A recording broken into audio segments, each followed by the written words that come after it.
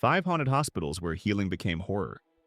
Hospitals are supposed to be sanctuaries of healing, places where science and compassion unite to preserve human life. We enter these sterile corridors trusting that trained professionals will guide us back to health, that the building itself represents safety and recovery. But what happens when institutions designed to cure become factories of suffering? When the very walls meant to shelter the sick absorb decades of pain, desperation, and death until they transform into something that feeds on human anguish? Some hospitals never truly close. Long after the last patient is discharged and the final lights are switched off, these medical facilities continue operating according to rules that have nothing to do with healing. In these abandoned halls, the boundary between life and death dissolves, and the spirits of those who suffered within these walls continue their endless search for the peace that was denied them in life. These are not mere ghost stories, but documented encounters with locations where medical science failed so catastrophically that the buildings themselves became infected with a malevolence that grows stronger with each passing year. Please don't forget to hit the like button and subscribe for more daily horror stories. Thanks. Number 1. Waverly Hills Sanatorium. The body chute express to hell. Perched on a hill overlooking Louisville, Kentucky, Waverly Hills Sanatorium opened in 1910 as a beacon of hope for tuberculosis patients during America's deadliest epidemic. The facility promised cutting-edge treatment and a peaceful environment where the afflicted could recover their health surrounded by fresh air and modern medical care. Instead, it became a charnel house where over 63,000 people died in agony, their suffering so intense that it permanently scarred the building's spiritual landscape. The horror of Waverly Hills wasn't immediately apparent to patients who arrived seeking treatment.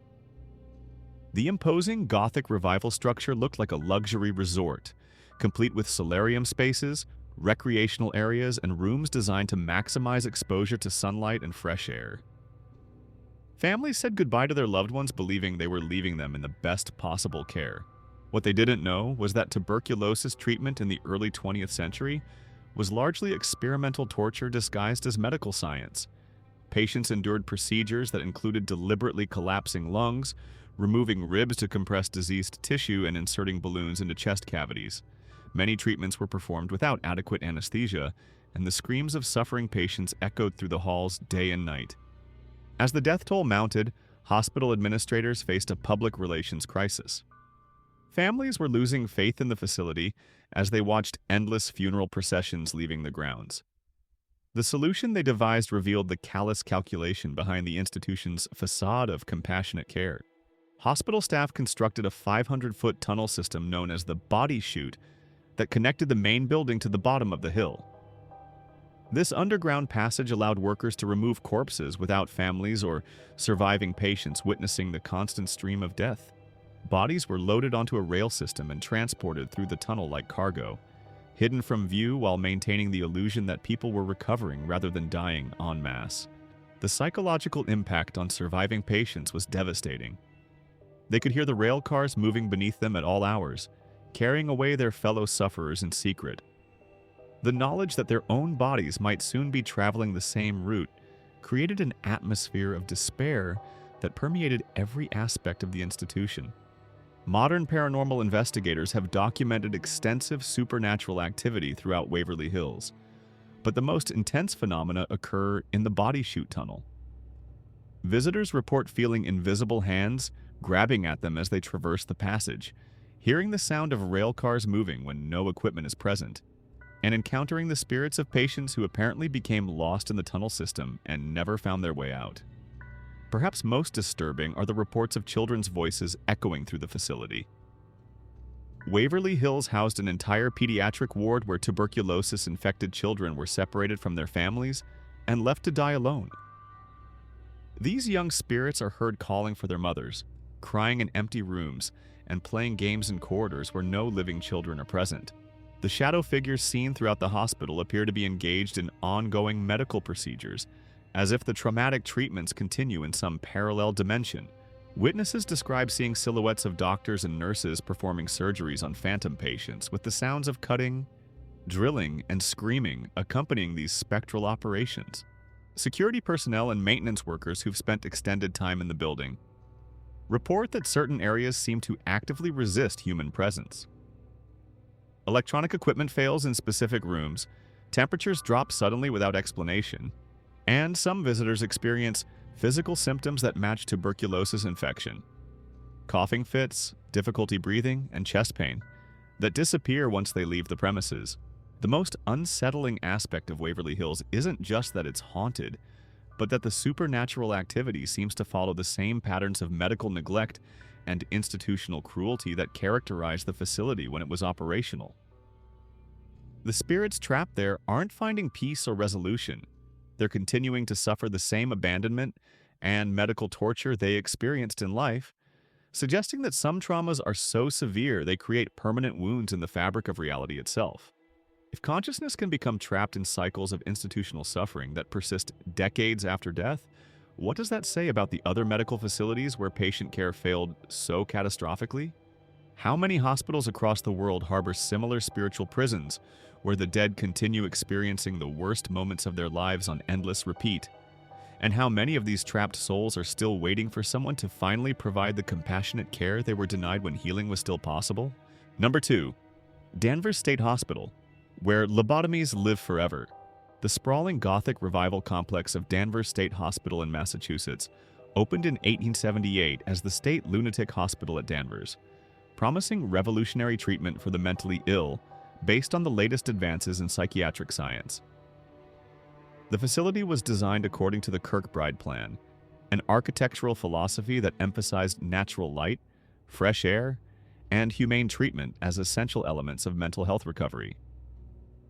For decades, families entrusted their most vulnerable members to Danvers, believing they were receiving the best possible care for conditions that society barely understood.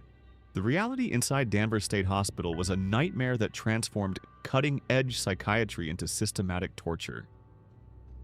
As the patient population swelled beyond capacity, reaching over 2,600 people in a facility designed for 600, the hospital's treatment philosophy devolved into expedient brutality designed to manage rather than heal the institutionalized population. Dr. Walter Freeman conducted some of his most experimental lobotomy procedures at Danvers, perfecting techniques that involved inserting ice picks through patients' eye sockets to sever connections in the frontal lobe. These operations were performed in assembly line fashion, with Freeman reportedly completing multiple lobotomies per day using instruments that resembled kitchen utensils more than surgical tools. Patients who underwent these procedures experienced personality death while remaining physically alive. Their capacity for emotion, creativity, and higher reasoning was surgically removed, leaving behind docile shells that could be managed with minimal staff intervention. The lobotomized patients wandered the halls like living ghosts, their essential humanity carved away by procedures that were hailed as medical breakthroughs. The hospital's treatment methods extended far beyond surgical intervention to include hydrotherapy that involved patients being restrained in bathtubs of ice water for hours, electroshock therapy administered without anesthesia or muscle relaxants, and isolation chambers where patients were left in complete darkness for weeks or months at a time. Documentation from former staff members revealed that patient deaths were so frequent that the hospital maintained its own crematorium and cemetery to handle the constant stream of bodies.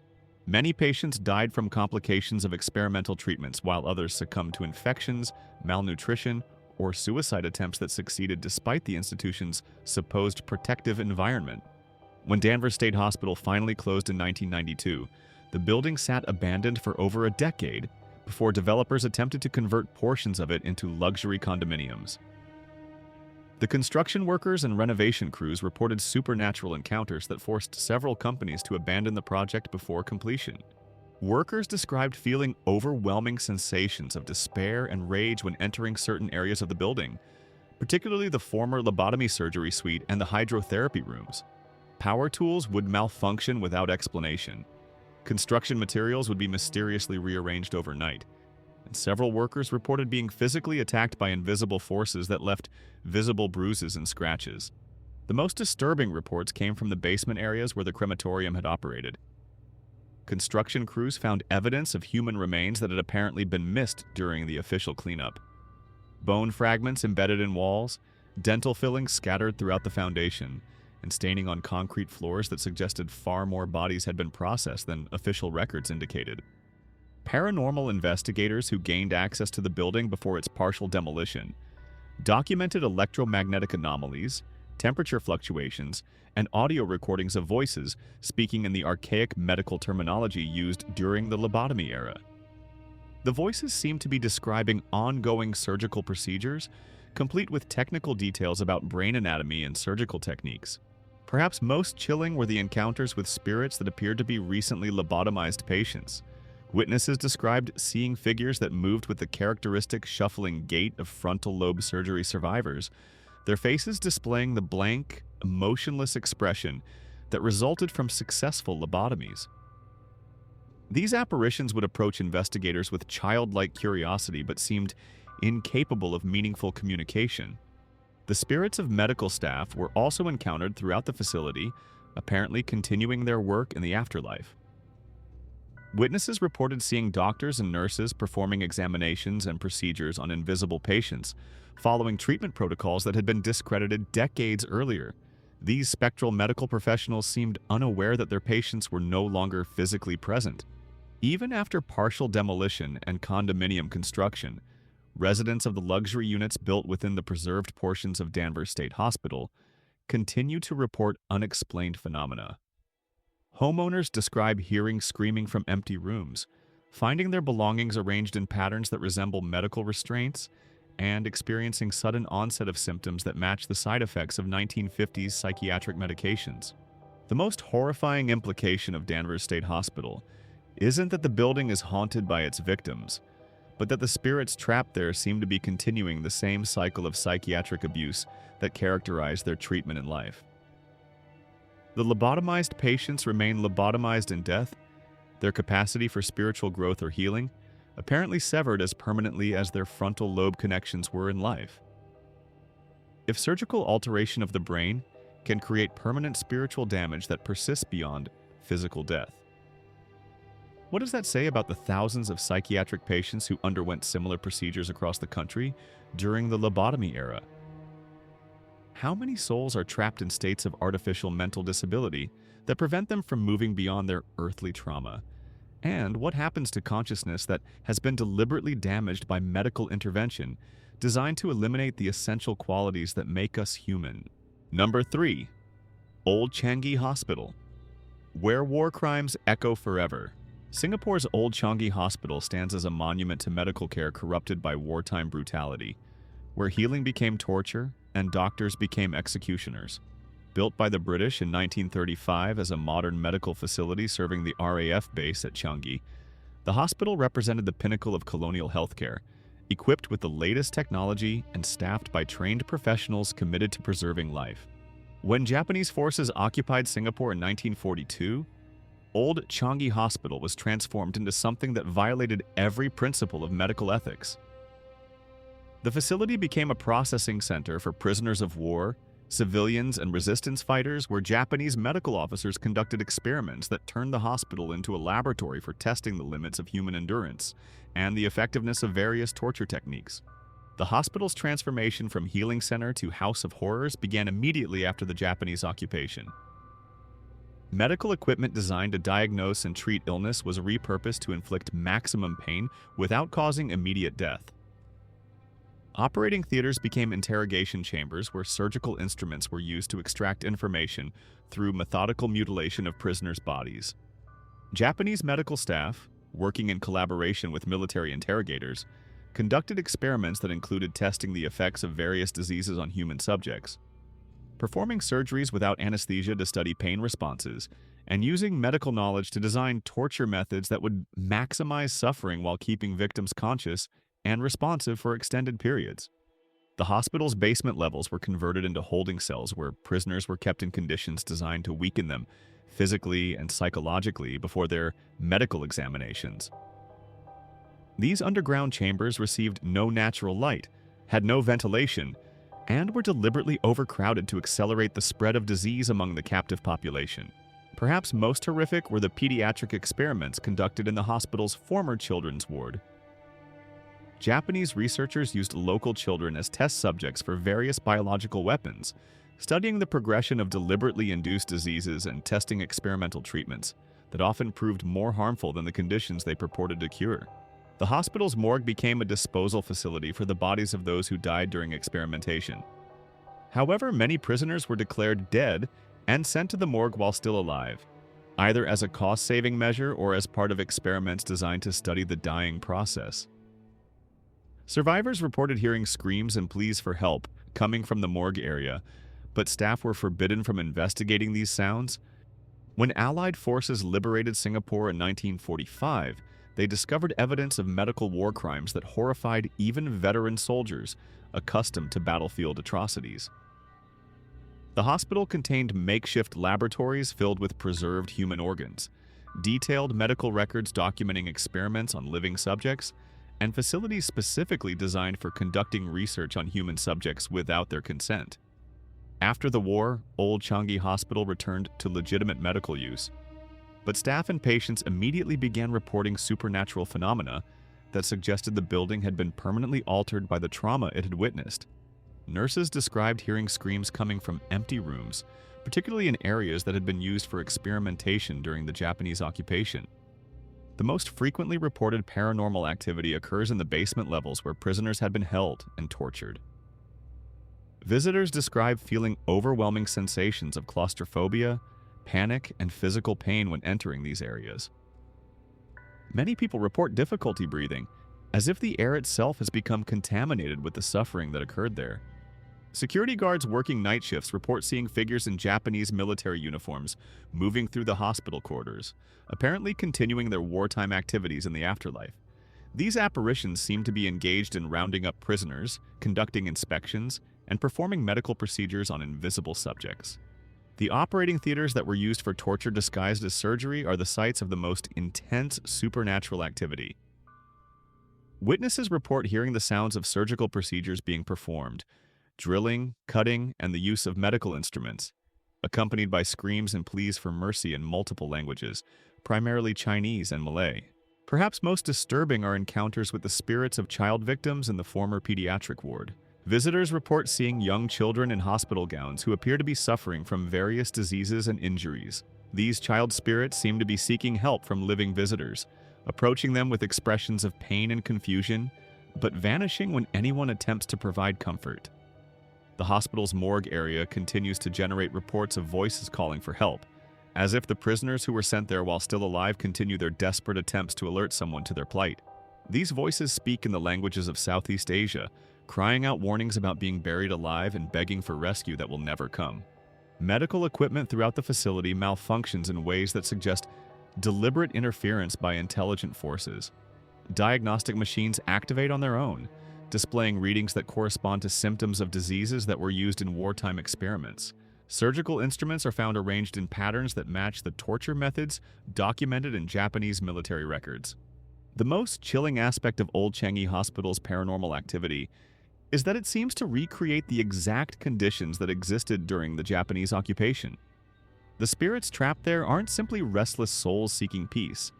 They appear to be permanently locked in the moments of their greatest suffering, forced to relive their torture and execution in an endless cycle that mirrors the methodical cruelty they experienced while alive.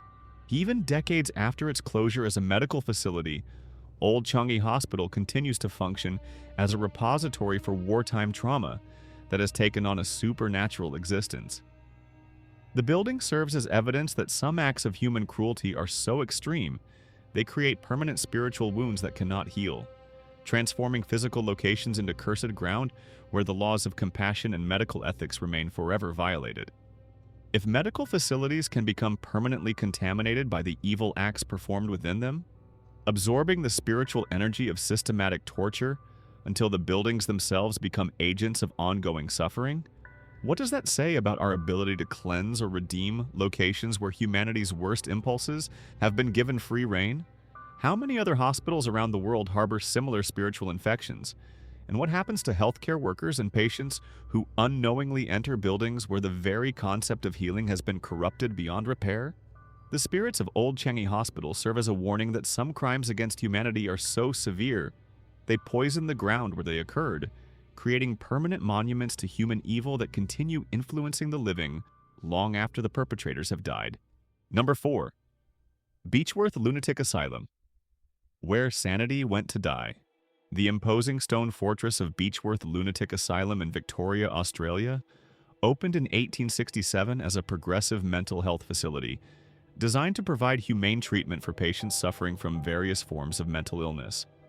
The institution promised a revolutionary approach to psychiatric care, emphasizing moral treatment, occupational therapy, and the healing power of rural isolation. Instead, it became a warehouse for society's unwanted members, where over 9,000 people died in conditions that systematically destroyed whatever mental health they might have retained. The asylum's facade of therapeutic care concealed treatment methods that were indistinguishable from torture. Patients were subjected to hydrotherapy treatments that involved being wrapped in wet sheets and left for hours until hypothermia set in, ice baths that could last for days, and mechanical restraints that dislocated joints and cut off circulation.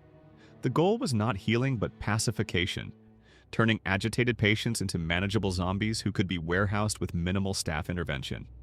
Perhaps most horrific was the asylum's use of lobotomies as a treatment for virtually any behavioral issue.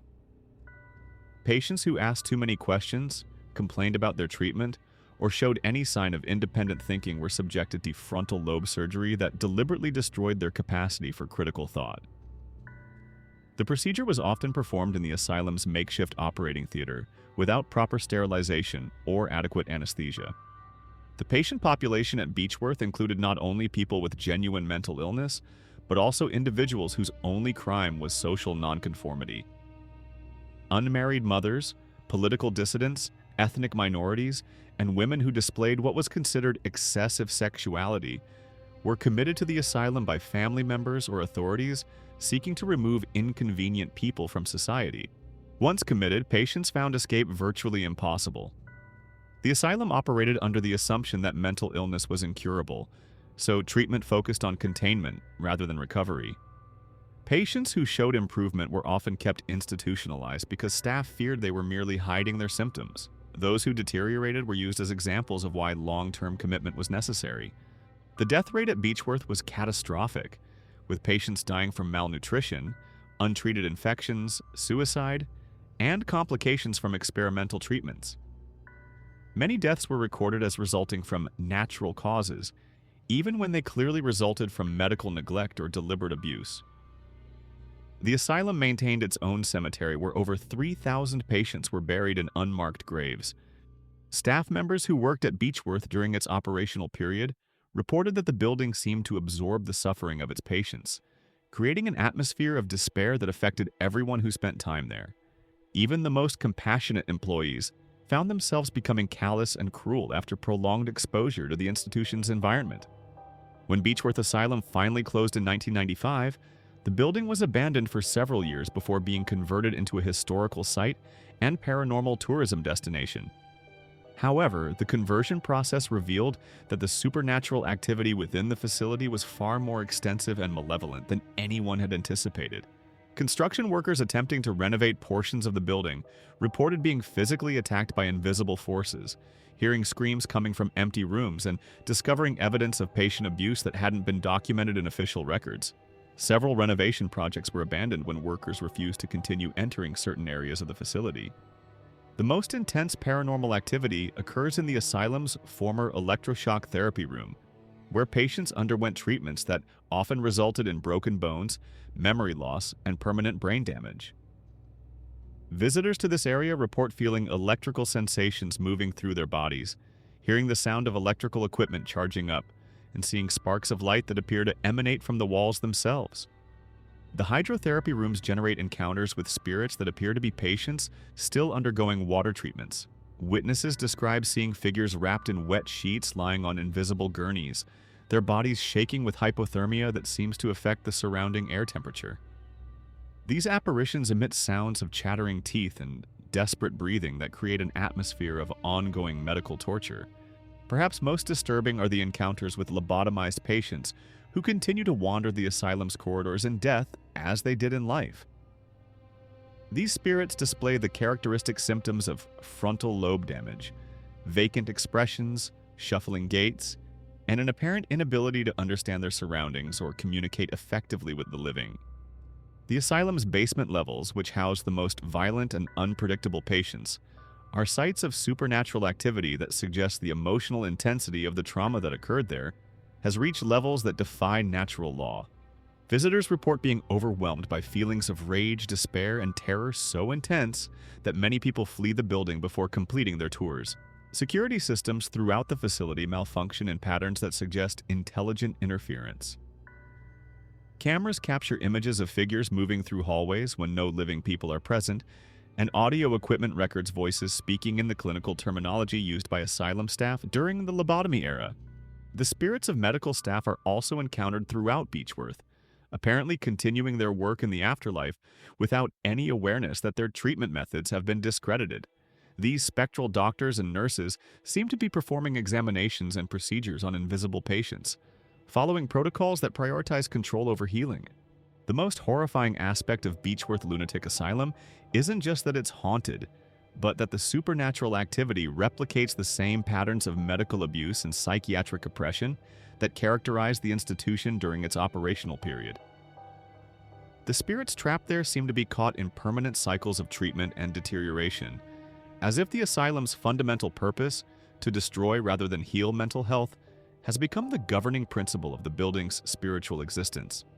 If psychiatric institutions can become so corrupted by their treatment of the mentally ill that they create permanent spiritual prisons where the dead continue experiencing the same medical torture they endured in life, what does that say about our society's historical approach to mental health care?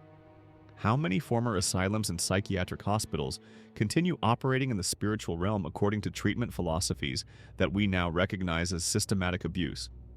And what happens to the consciousness of patients whose mental illness has been compounded by decades of supernatural psychiatric torture that shows no sign of ever ending? Number 5. Trans-Allegheny Lunatic Asylum, the Fortress of Forgotten Souls. Rising from the hills of Weston, West Virginia, like a Gothic cathedral dedicated to human suffering, Trans-Allegheny Lunatic Asylum stands as the largest hand-cut stone masonry building in North America. When construction began in 1858, the facility represented the pinnacle of 19th century psychiatric architecture. Designed according to the Kirkbride Plan, with the noble goal of providing therapeutic treatment for mental illness through environmental healing and compassionate care.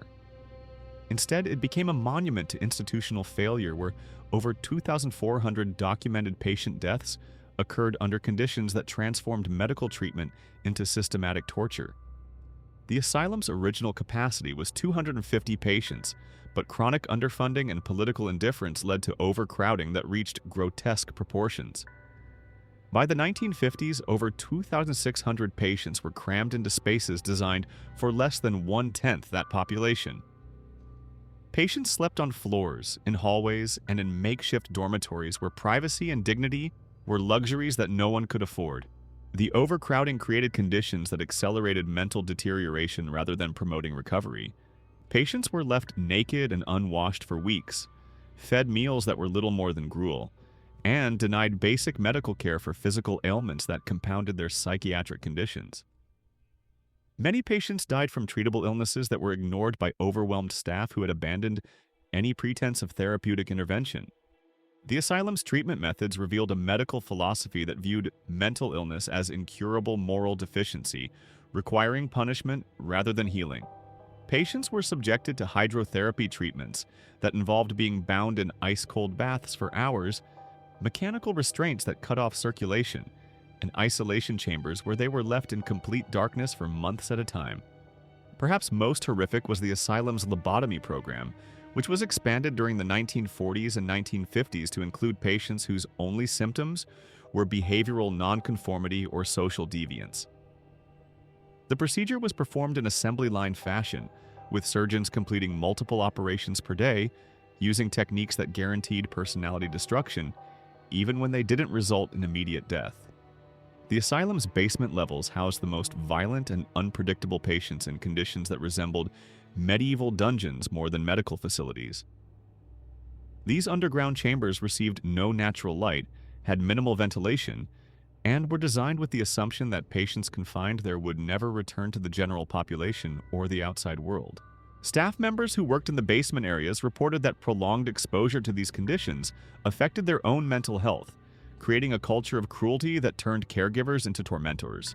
The isolation from public oversight allowed abuse to flourish unchecked, with patients serving as outlets for staff frustrations and sadistic impulses. The asylum maintained its own cemetery where over 1,000 patients were buried in unmarked graves, their identities lost to bureaucratic indifference and deliberate concealment of the institution's mortality rate. Many families were never notified of their relatives' deaths, instead receiving letters claiming that patients had been transferred to other facilities or had recovered and been discharged. When Trans-Allegheny finally closed in 1994, the building was abandoned for over a decade before being converted into a historical site and paranormal tourism destination. However, the conversion process revealed that the facility's supernatural activity was far more extensive and malevolent than anyone had anticipated. The most intense paranormal phenomena occur in the asylum's former lobotomy suite, where visitors report feeling overwhelming sensations of terror and helplessness. The operating table area generates electromagnetic disturbances that interfere with electronic equipment, and many people experience sudden onset of symptoms that match the disorientation and confusion typical of frontal lobe damage. Witnesses describe encountering spirits that appear to be recently lobotomized patients, recognizable by their vacant expressions and shuffling movements. These apparitions seem trapped in the immediate aftermath of their surgery, displaying the characteristic signs of personality death, while retaining enough awareness to recognize their condition and attempt to communicate their distress to the living. The basement levels generate encounters with the spirits of patients who died in isolation, apparently still confined to the underground chambers where they spent their final months. These entities exhibit extreme agitation and hostility toward living visitors, as if their prolonged isolation has intensified their mental illness beyond anything they experienced while alive. Perhaps most disturbing are the reports of child spirits in the asylum's former pediatric ward. Trans-Allegheny housed hundreds of children who were committed for conditions ranging from genuine developmental disabilities to simple behavioral problems that modern psychology would consider normal childhood issues. These young spirits seem to be seeking families that will never come to take them home. The electromagnetic anomalies throughout the facility suggest that the intense emotional trauma experienced by patients has created permanent disturbances in the building's energy field. Sensitive individuals report feeling overwhelmed by sensations of despair, rage, and terror that seem to emanate from the walls themselves. Security systems capture images and audio that document ongoing supernatural activity. Cameras record figures moving through empty corridors, and audio equipment detects voices speaking in the clinical terminology used during the lobotomy era, suggesting that spectral medical procedures continue being performed decades after the facility's closure. The spirits of medical staff are also encountered throughout Trans-Allegheny, apparently continuing their work without any awareness that their treatment methods have been discredited. These ghostly doctors and nurses seem to be examining and treating invisible patients according to protocols that prioritized institutional management over individual healing. The most horrifying aspect of Trans-Allegheny Lunatic Asylum isn't just the scale of suffering that occurred there, but the realization that the supernatural activity suggests this suffering continues in perpetuity. The building functions as a spiritual prison, where the dead remain trapped in the same cycles of medical abuse and psychiatric oppression they experienced while alive, unable to move beyond their trauma or find the peace that was denied them by institutional neglect. If consciousness can become permanently damaged by psychiatric treatment designed to destroy rather than heal the human mind, creating spirits that are locked forever in states of medically induced mental illness, what does that say about the thousands of patients who underwent similar treatment in asylums across the world? The entities trapped in Trans-Allegheny serve as evidence that some psychiatric interventions cause spiritual wounds that persist beyond physical death, suggesting that the lobotomies, shock treatments, and isolation chambers used in these institutions didn't just destroy patients' earthly lives. They created permanent disabilities that continue affecting their souls in ways that make redemption or recovery impossible. How many other former psychiatric hospitals harbor similar populations of permanently damaged spirits, And what responsibility do we bear for the ongoing spiritual suffering of patients whose treatment was designed to eliminate their humanity rather than restore their mental health? Thank you for listening. If you really like our channel, please don't forget to hit the like button and subscribe for more daily horror stories. Thanks.